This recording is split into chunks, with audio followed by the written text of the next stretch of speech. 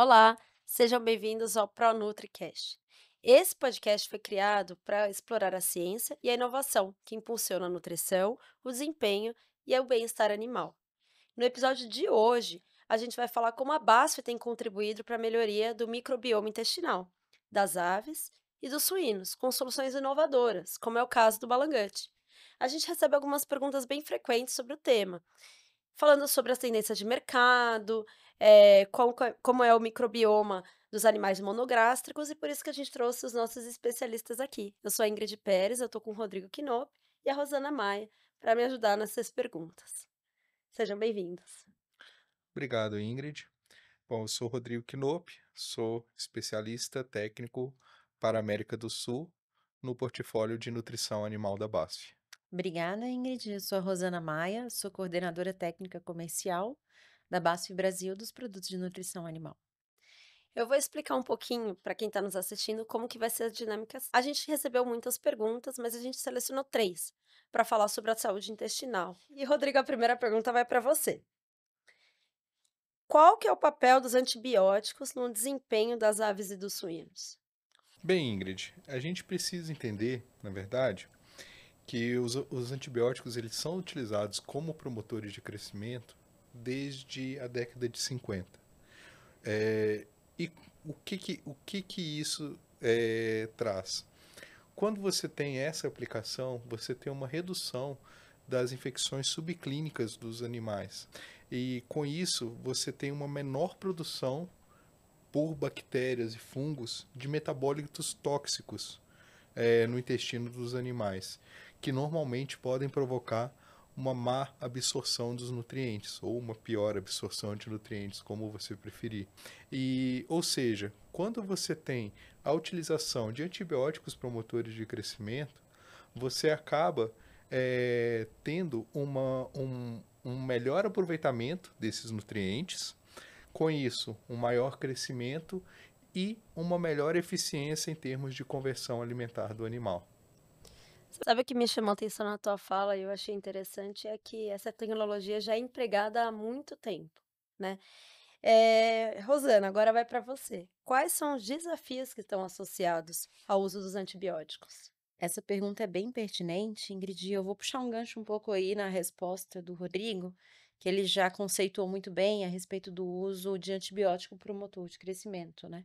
Então, existem dois modos de uso, que é o uso terapêutico, que é utilizado para as doenças clínicas, né, como forma aí de combater, né, as doenças, como o próprio Rodrigo falou, e como promotor de crescimento, tá? Esse como promotor de crescimento é que tem gerado mais discussões. Quando a gente fala sobre os desafios do uso de antibiótico, a gente está falando principalmente ao uso excessivo de antibióticos. O uso excessivo de antibióticos, eles provocam uma série de situações aí na cadeia produtiva de uma forma geral.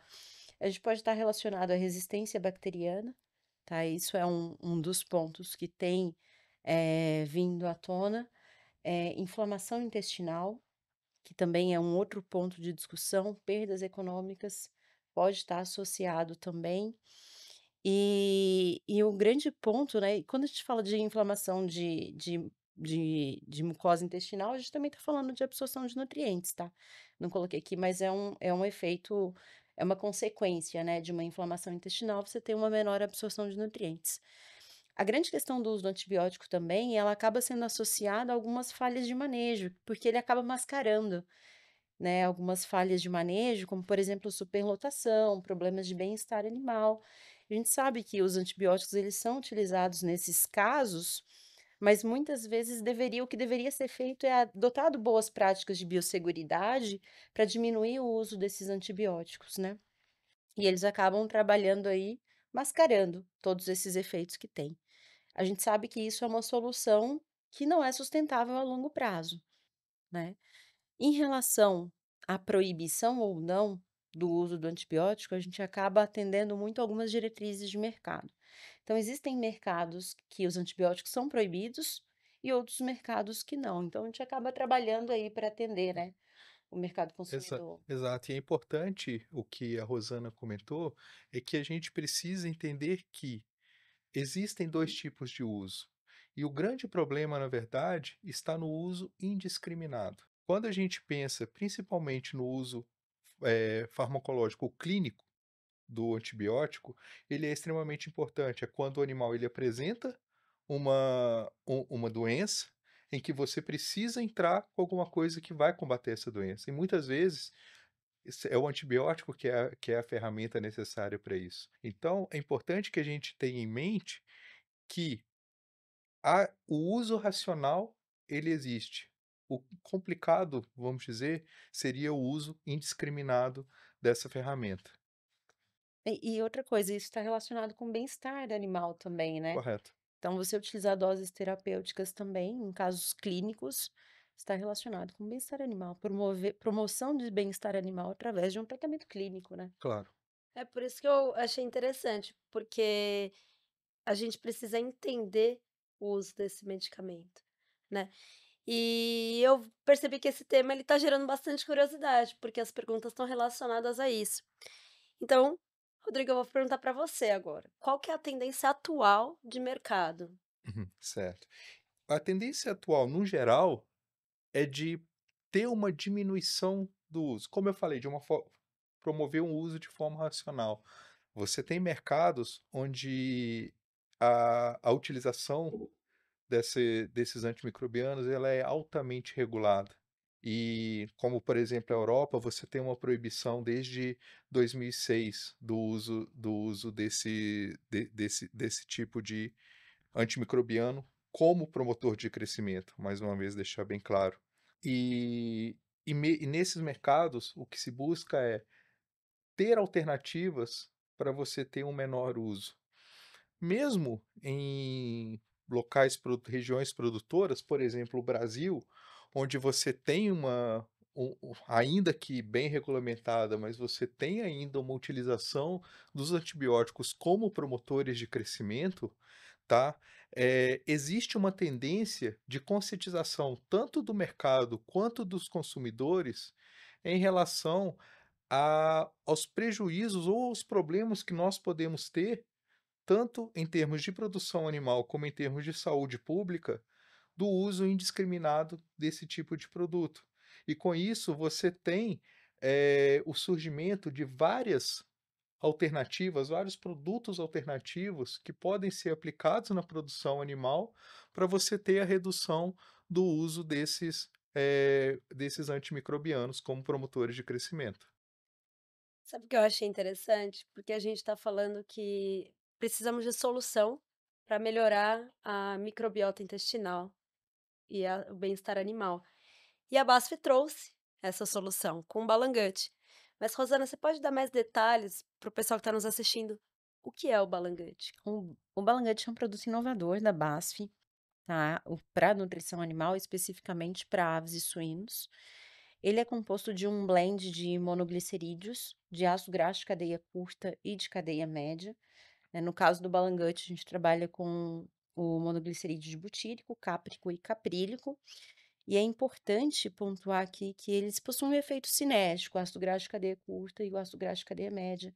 Então, eles estão muito relacionados à renovação epitelial, tá? Eles estão relacionados também à melhoria da integridade, né, das tight junctions, promovendo aí uma melhor absorção de nutrientes, você tem uma mucosa mais estruturada, né? E além de secreção de peptídeos, tá?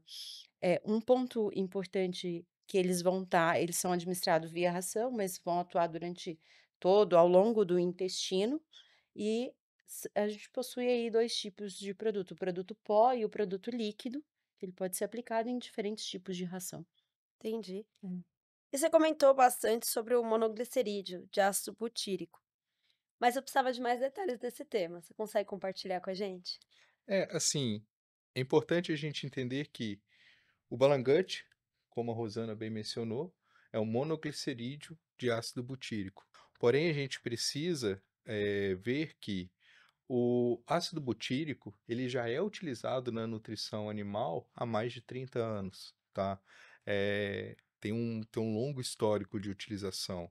Então ele começou a ser utilizado como produtos bem simples e rudimentares, né, na forma de ácido realmente, ou de sais, de ácido butírico, né? Por exemplo, o butirato de cálcio.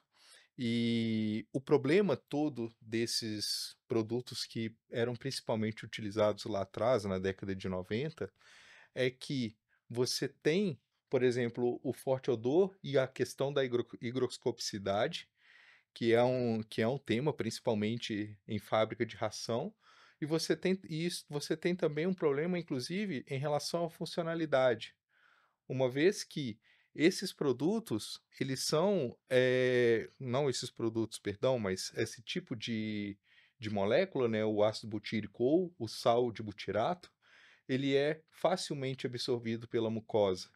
Então, quando você administra esse produto para o animal, você administra na ração, ele vai ser absorvido na parte anterior do trato digestório. Ou seja, ele não vai conseguir atingir o ponto alvo, que seria principalmente duodeno e jejuno. E E com base nisso, né, Rodrigo, que vieram aí a terceira, quarta, quinta e sexta gerações, né? A terceira geração, logo depois, né, houve o recobrimento do sal, né, de butirato, justamente para que essa ação ela chegasse a nível tentando intestinal. criar esse bypass, certo? Para chegar até o ponto-alvo. Isso, antes, como ele mesmo falou, né, a gente tinha uma absorção mais a nível gástrico, a gente passa a ter então uma absorção a nível intestinal, e a quarta e a quinta geração, então, vieram com tecnologias de esterificação.